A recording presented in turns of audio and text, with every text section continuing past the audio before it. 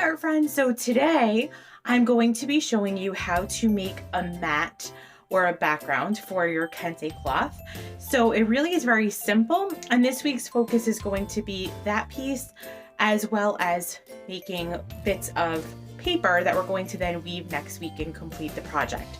So I just wanted to show you those steps, and if you for some reason don't have a ruler at home, no worries, I'll show you a little trick that you can use to kind of have an idea of how much an inch is, because that's our basic measurement that we're going to use for this project. So the pieces of paper that we're using, the strips that we'll create, as well as the backgrounds are going to be cut in about 1 inch pieces. So that's kind of our base of today. So I wanted to show you that. So please join me as we get ready.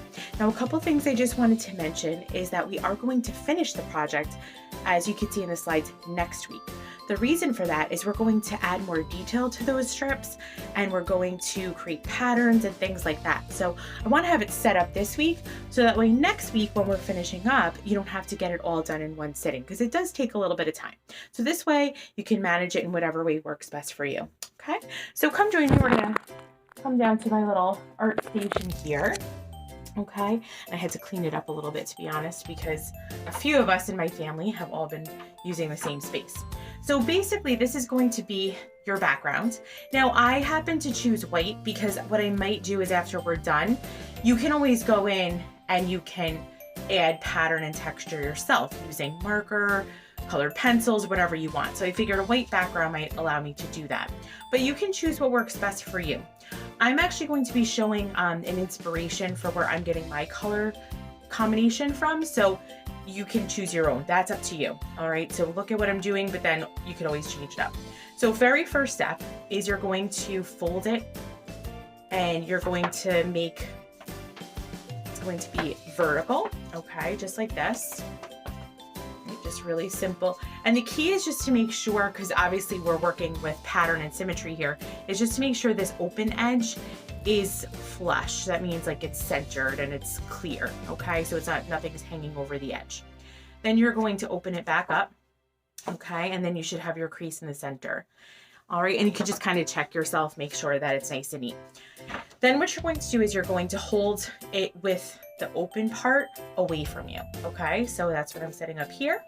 And then I'm going to take my scissors, and before I do that, if you do not have a ruler, which is okay, because to be quite honest with you, I'm not exactly sure where mine is at the moment. So just to kind of gauge it, before you grab your scissors, is to look at your thumb. So even though everyone has a little bit different size thumb, you can kind of see an inch is about this space in your thumb. So everything including the tip of your finger. So that's about an inch.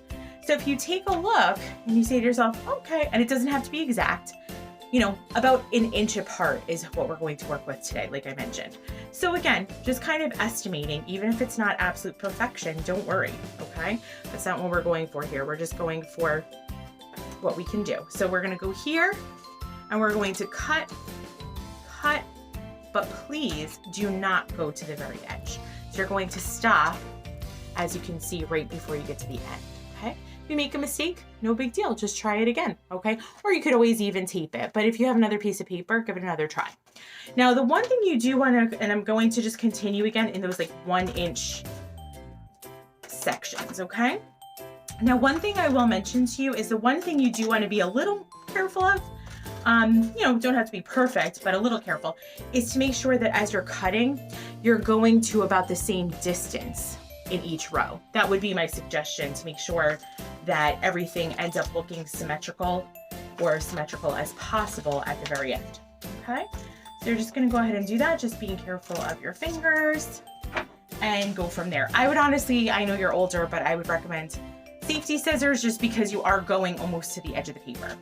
So you have, at that point, created your mat, okay? So it just looks like this, and you could just kind of put your, you know, put your work in a folder or a scrapbook, wherever you've been holding on to your artwork. So this will be continued next week, unless, like I mentioned, you're someone who is going to use white paper like myself, and then you can maybe start decorating if you wanted to, maybe just shading in the colors that you're using, if you've decided. Just a tip if you wanted to, you know, get ahead on that if you have the time. If not, don't worry, we have next week. Now the next thing we want to do is I'm going to show you, like I mentioned, my inspiration picture. And the colors I'm using actually are going to be similar, not perfect because I didn't have the exact colors, but similar colors to the tartan of my grandmother's family. So that I kind of got inspired by that. So I'm using similar colors, again, not perfect. And if for some reason you don't have construction paper or colored paper, you can just cut the 1-inch strips out of white paper and then you can color them yourself, okay? Or paint them or whatever you have. So again, mix the media based on what you actually have at home and just use my tips as suggestions. So what I'm going to do is, again, holding the paper, so I'm really working vertically, okay? If you see the paper, I'm working vertically. Again, I'm kind of eyeballing or just kind of estimating with my finger about 1 inch, okay? And I'm going to start cutting as neatly as I can. Again, you don't have to worry. As long as you're cutting fairly straight, you don't have to worry a ton about perfection because, like I mentioned, we're going to go back in and we could add some pattern and texture on those next week. So don't worry if you're not perfectly straight, okay? But we do want to make sure it kind of gives us this nice rectangular shape at the end.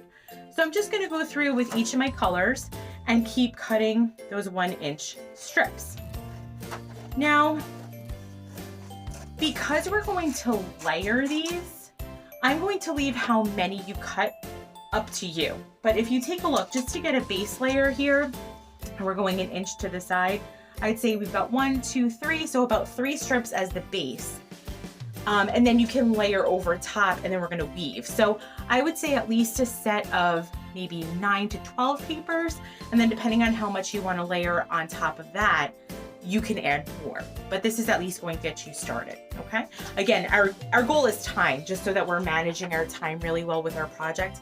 So we have the basics done and then we could get fancy with it next week, okay? So just to recap really quickly, the first step is to make your mat. All you have to do is fold the paper vertically, cut across about 1 inch in between, and please don't go to the end, trying to make everything as even as possible, okay? So that's the first step. If you're using white paper like myself and you think you might want to add shading and extra color, you can start that step this week. Otherwise, you can wait till next. That's up to you. I'll give you that choice. The other thing you could think about is you could always add patterns, you know, polka dots and things like that, so you don't have to actually color the whole entire thing. So just a suggestion. And then the goal is to take the color palette that you're working with, okay, whether you have construction paper or you're coloring your strips yourself, and to cut at least 9 to 12 just to get started. Like I said, if you want to keep layering, and I'll show you in our next tutorial what I mean by that, what you can do is you can add and cut a little more as you go. And the last reminder is that if you are cutting out of white paper, that is something, if you're cutting out of white paper for the strips themselves, I would recommend maybe coloring and shading those in this week, just because it'll save you a step next week, okay? So I hope that that helps. I hope that gets you started on a good note, and I hope that you enjoy this project. Again, you can get your colors from any inspiration.